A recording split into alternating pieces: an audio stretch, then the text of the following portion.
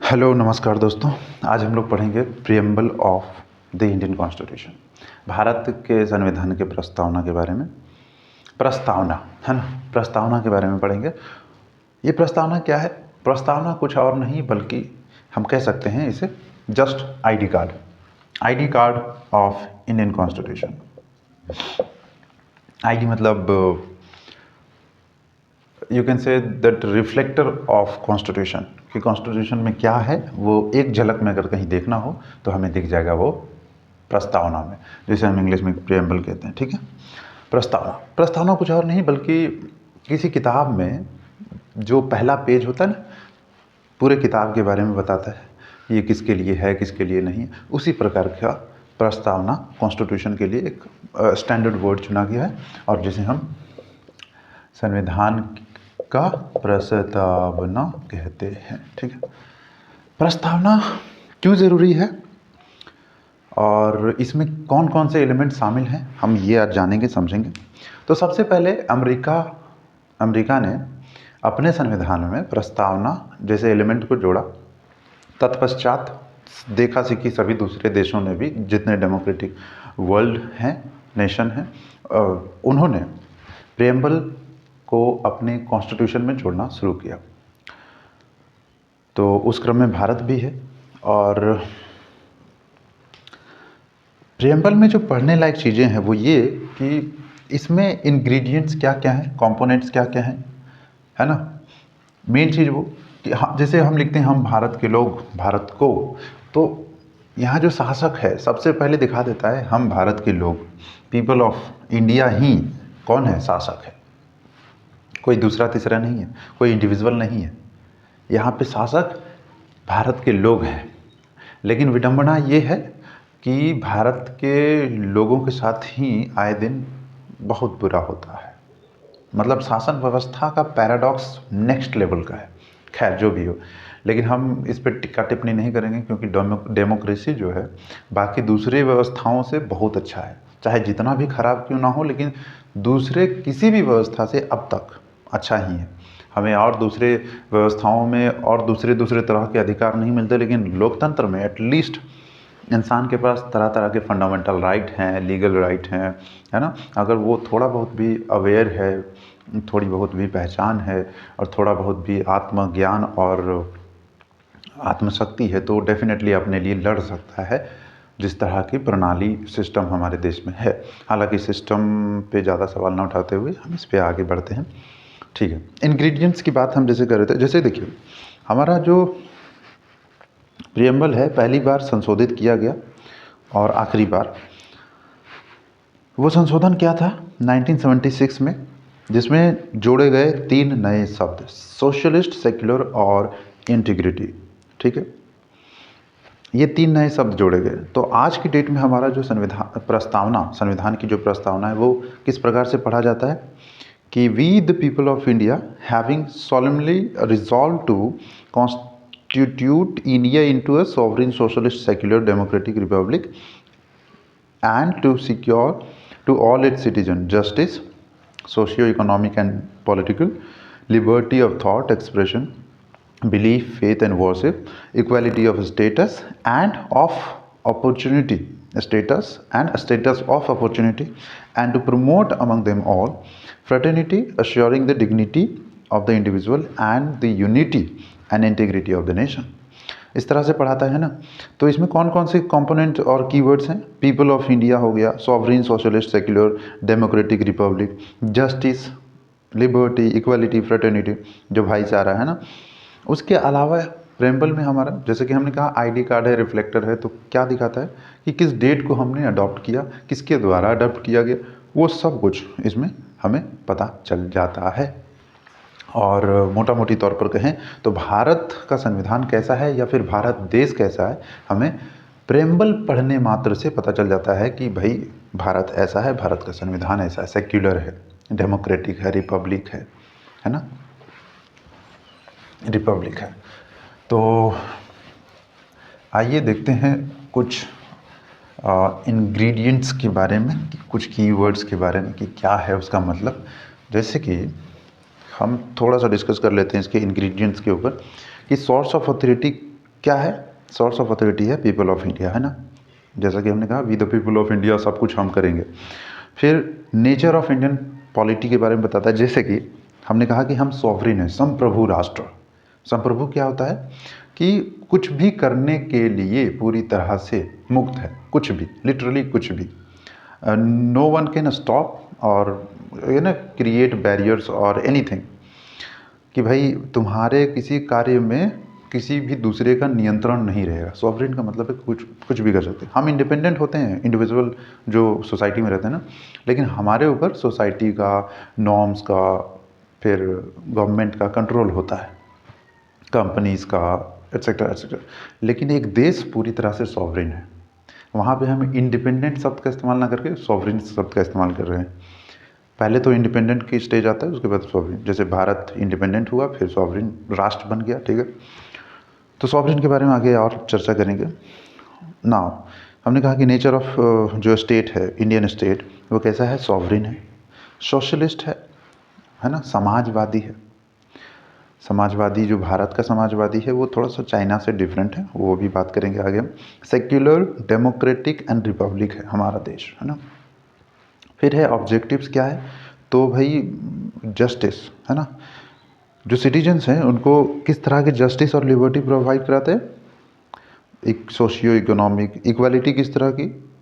तो स्टेटस की, status of opportunity की।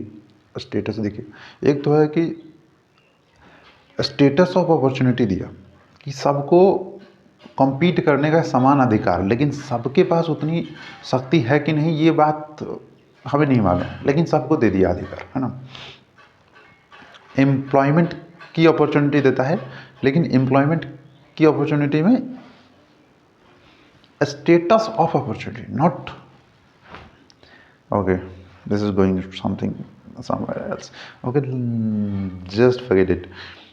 Date of adoption 26 नवंबर 1949। अब आते हैं हम इसके कीवर्ड्स पे, एक एक करके 2 4 5 10 जितने भी वर्ड्स हैं उस पर डिस्कशन कर लेते हैं। जैसे कि सॉवरिन हमने बोला, फर्स्ट है सॉवरिन। सॉवरिन का हमने अभी मतलब बताया कि भाई जो अपने आप में पूरी तरह से स्वतंत्र है, कुछ भी कर सकता है, ना किसी के अधीन है, ना ही किसी की क्या बोलते हैं उसको, परस्ती के अधीन, वट एवर, क्या बोल रहे हो तुम? Do you have any idea? Okay, just calm down and sovereign का ये मतलब, ठीक है। तो अब इसमें कुछ एलिगेशंस है, जैसे कि यूएनओ का सदस्य है और इसमें कॉमनवेल्थ का सदस्य है और उसमें ब्रिटेन को हेड माना है। तो क्या मतलब हमने स्वेच्छा से ज्वाइन किया और स्वेच्छा से छोड़ सकते हैं, ठीक है। और इसमें कहीं भी भारत की सॉवरेनिटी जो है सो खतरे में नहीं जाती, कि उसको हेड तो माना है कॉमनवेल्थ का, अपने देश का नहीं। हम कुछ भी कर सकते हैं लिटरली। ओके, ये दोगलापन है, किसी को हेड मान के आप कैसे? सोशलिस्ट, हिट हेट्रो इम्प्लिट, क्या कर? सोशलिस्ट कैरेक्टर की बात रही मैं। Are you really serious about this? Please.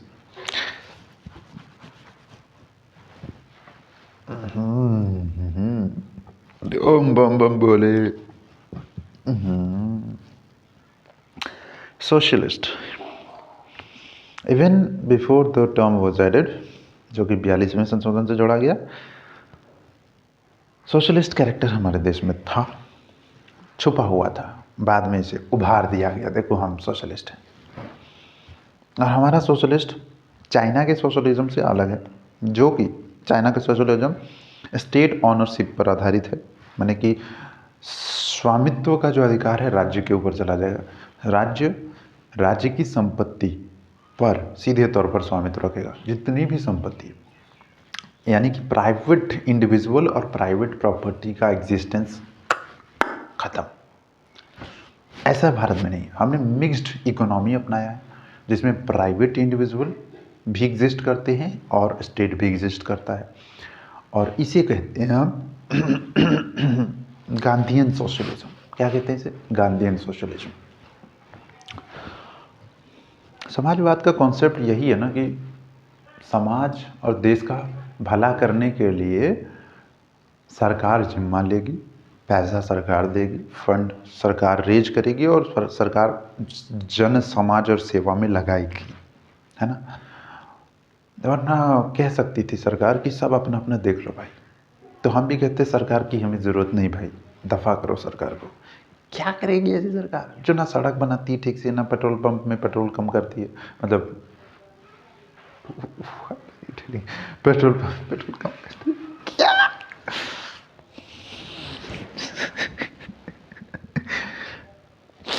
Okay हम आगे बढ़ेंगे सेक्युलर की। देखिए हमारा देश सेक्युलर है। सेक्युलर अगेन मैं कहूँगा कि सेक्युलरिज्म का जो डेफिनेशन है डिपेंड करता है नेशन टू नेशन। जैसे कि अमेरिका और वेस्टर्न कंट्रीज़ में सेक्युलरिज्म का मतलब है कि देश या सत्ता को धर्म से बिल्कुल ही अलग कर दिया जाए, लेकिन यहाँ पे जो है सेक्युलरिज्म का मतलब है कि सभी धर्मों को समान दर्जा दिया जाएगा राष्ट्र के द्वारा, सभी धर्मों को समान संरक्षण मिलेगा राष्ट्र के द्वारा, चाहे उनका स्ट्रेंथ जो भी हो। जैसे हिंदू धर्म की मेजोरिटी ज़्यादा है, मुस्लिम की थोड़ी कम है, उसके बाद और दूसरे समुदाय या धर्मों की तो पूछो ही मत कितनी कम है, लेकिन फिर भी equal status, this is called secularism, Indian type, है ना। तो ये है सेक्युलरिज्म। सेक्युलरिज्म हालांकि हम कह रहे कि भाई 76 में जोड़ा गया ना शब्द, लेकिन इससे पहले भी हमारा कैरेक्टरिस्टिक था सेक्युलरिज्म। जैसे कि फंडामेंटल राइट के आर्टिकल 25 से लेकर 28 में, जिसमें हम गारंटी देते हैं फ्रीडम ऑफ रिलीजन की, है ना, अपने धर्म को मानने की, प्रोफेस करने की, प्रोपोगेट करने की, एक्सेट्रा अधिकार दिया हमें सबको। तो ये तो जाहिर है कि हमने सभी को धर्म का अधिकार दिया है, तो ये हम सेक्युलर कंट्री है और हमारे कॉन्स्टिट्यूएंट मेकर ने ये सोच रखा था कि देश सेक्युलर ही होना चाहिए। अब सेक्युलरिज्म का मतलब भी उन्होंने डिफाइन किया। अब 1976 में इंदिरा गांधी की सरकार ने सेक्युलर शब्द को जोड़ दिया प्रेम्बल में भी, और कहाँ पे जोड़ा, और कहीं नहीं जोड़ा, प्रेम्बल में ही जोड़ा, ठीक है। तो इस तरह से हमारा देश अब उभर कर आया एक धर्मनिरपेक्ष राज्य बनकर। धर्मनिरपेक्ष का मतलब ये कभी मानने की गलती ना करिएगा कि धर्म निरपेक्ष, धर्म से जो पूरी तरह से अलग ना, हमारे यहाँ उसका ये मतलब नहीं है, ठीक है ना। अब हम समझते हैं डेमोक्रेटिक कैरेक्टर है हमारे कॉन्स्टिट्यूशन का, हमारे नेशन का, हमारे, है ना। हम लोकतांत्रिक ढंग से बनाए गए सरकार और देश को चलाते हैं। मतलब डेमोक्रेटिक का मतलब क्या होता है? डेमोक्रेटिक का मतलब होता है कि बताओ ना यार। ओके, तो डेमोक्रेसी 2 टाइप, पहला होता है डायरेक्ट, दूसरा होता है इनडायरेक्ट। डायरेक्ट डेमोक्रेसी वहाँ काम करती है जहाँ की जनसंख्या कम हो और बड़ी आसानी से लोग ही मिलकर के फैसला कर ले, तो डायरेक्ट डेमोक्रेसी। जहाँ पे कुछ 5 डिवाइसेस को अपनाया जाता है डायरेक्ट में, रेफरेंडम, इनिशिएटिव, रिकॉल, प्लेबिसाइड, 4, है ना। जिसमें कि इनडायरेक्ट डेमोक्रेसी में भी इनमें से कुछ अपनाए जाते हैं, जैसे कि रिकॉल, है ना, प्लेबिसाइड और इनिशिएटिव। तो हम चूँकि एक बहुत बड़े कंट्री हैं, तो हमने इनडायरेक्ट डेमोक्रेसी अपनाया है। और इनडायरेक्ट डेमोक्रेसी का मतलब है कि भाई जो हम जनता हैं वो डायरेक्ट जाके शासन नहीं करेंगे, बल्कि हम एक ऐसे व्यक्ति को चुनेंगे जो हमारे बदले में शासन करेंगे। ये कैसा दोगलापन है भाई। हाँ, मतलब उस प्रतिनिधि पर हमारा शासन तो चलना चाहिए फिर, लेकिन वो प्रतिनिधि फिर हमें आँख क्यों दिखाता है? बोलता है बे हम वोट तुम्हारा मतलब खरीदे हैं, ऐसे ऐसे वो बात करता है। काहे काहे मतलब विधायक हो गए तो पता नहीं क्या हो गए। जनता में अगर 10 लोग जाते हैं तो 10 लोगों के सामने उसको झुक के रहना चाहिए ना, कि भैया आपने वोट दिया, हम आपके नौकर हैं। नहीं, विधायक हैं, उनको 10 मिनट वेट कराओ पहले। What the hell is this happening in this country? Democracy का तो ऐसा का तैसा कर दिया तुम लोगों ने, ठीक है। तो हाँ, हम कहाँ थे? Indirect democracy. हाँ, अपने बदले किसी एक प्रतिनिधि को चुन दिया और वो प्रतिनिधि बन जाता है शेर। ऐसे ही हज़ारों प्रतिनिधि चुने जाते हैं पूरे देश भर में, चाहे वो विधानसभा हो, चाहे वो लोकसभा हो, चाहे वो राज्यसभा हो, चाहे वो विधान परिषद हो। ऐसे ऐसे प्रतिनिधि चुने जाते हैं और प्रतिनिधि हमें, ठीक है। तो इसी को कहते हैं इनडायरेक्ट डेमोक्रेसी। यही होता है ना। हाँ, तो इनडायरेक्ट डेमोक्रेसी, हालांकि पॉजिटिव साइड्स बताए जाए इसके तो भाई देखो, देश इतना बड़ा चलाना है तो तुम सब जाके पार्लियामेंट में ठुसा थोड़ी जाओगे, एक एक होगा ना, तो इस तरह से बढ़िया से देश चलेगा और चलता है कि नहीं। तो ये हुआ डेमोक्रेसी, ठीक। नेक्स्ट हम डिस्कस करेंगे, किसके बारे में डिस्कस करोगे?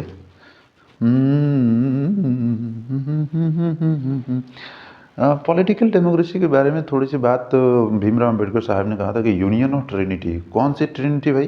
फ्रेटर्निटी, इक्वालिटी और लिबर्टी, ये तीनों मिलकर के एक त्रिकोण बनाते हैं और ये तीनों को सेपरेट नहीं किया जाना चाहिए। कौन सी? Liberty, equality, fraternity. लिबर्टी के बिना इक्वालिटी और फ्रेटर्निटी नहीं रहेगी, फ्रेटर्निटी के बिना आपका दो रिमेनिंग चीज़ नहीं रहेगा। तो ये तीनों को एग्जिस्ट करती हैं और इन्हें मतलब जस्ट लाइक उन्होंने कहा कि सोशल डेमोक्रेसी अगर नहीं होगी तो पॉलिटिकल डेमोक्रेसी होगी ही नहीं। मतलब अगर हमने लोगों को इनेबल ही नहीं किया कि वो अपने लिए कुछ कमा सकें, अपने आप को स्टेबल कर सकें, वो पॉलिटिकल डेमोक्रेसी में कहाँ भाग ले पाएंगे? कभी नहीं ले पाएंगे। और यही एक्चुअली करती है हमारे देश की सरकार और सत्ता में बैठे हुए लोग कि सबको अधिकार मिलेगा, सबको, मगर तुम्हें खाने को नहीं मिलेगा। लड़ो भाई, कैसे लड़ोगे? यही है देश की हालत, ठीक है। रिपब्लिक में हम बात करेंगे कि देखिए, डेमोक्रेसी में हमने कहा कि डेमोक्रेसी तो होती है, जैसे कि डेमोक्रेटिक नेशन होते हैं आज के देश में। दो तरह के। पहला कि देखिए, एक मोनार्की, मतलब ब्रिटेन एक ऐसा एग्जाम्पल है साला आज के डेट में कि वहाँ पे ना मतलब डेमोक्रेसी है लेकिन मोनार्की है। क्या कैसे कैसे कॉन्सेप्ट बना के रख देते हैं, मतलब अपना जो चलेगा, अगर प्रभुत्व जमाना तो ठीक। तो डेमोक्रेसी है प्लस मोनार्की है। मोनार्की में डेमोक्रेसी, उसको कहते हैं हम डेमोक्रेसी विथ मोनार्की। लेकिन एक डेमोक्रेसी होता है डेमोक्रेसी विथ रिपब्लिक, जिसका हेड जो है वो जनता के द्वारा चुना जाएगा, उसे रिपब्लिक कहेंगे। जैसे हमारे यहाँ राष्ट्रपति जो है हेड है हमारे नेशन का और उसे हम चुनते हैं मतलब इनडायरेक्टली, तो हम उसे कहते हैं चुना हुआ हेड, रिपब्लिक, नॉट मोनार्की, है ना। तो रिपब्लिक, सॉरी, डेमोक्रेसी दो तरह की, ठीक ठीक ठीक ठीक, खत्म।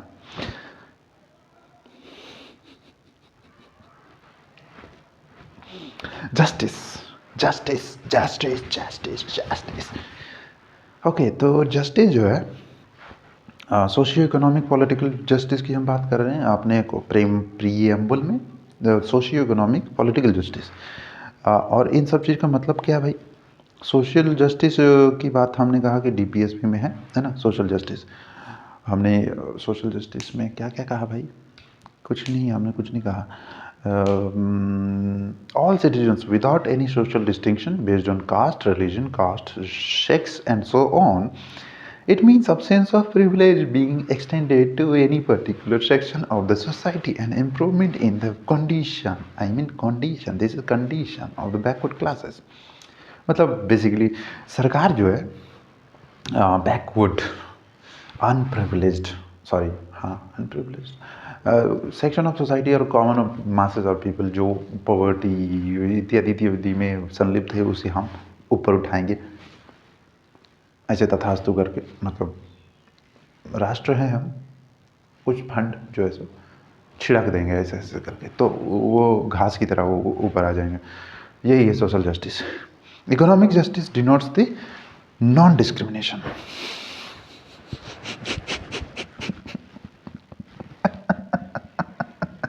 मजाक समझ गए हो क्या?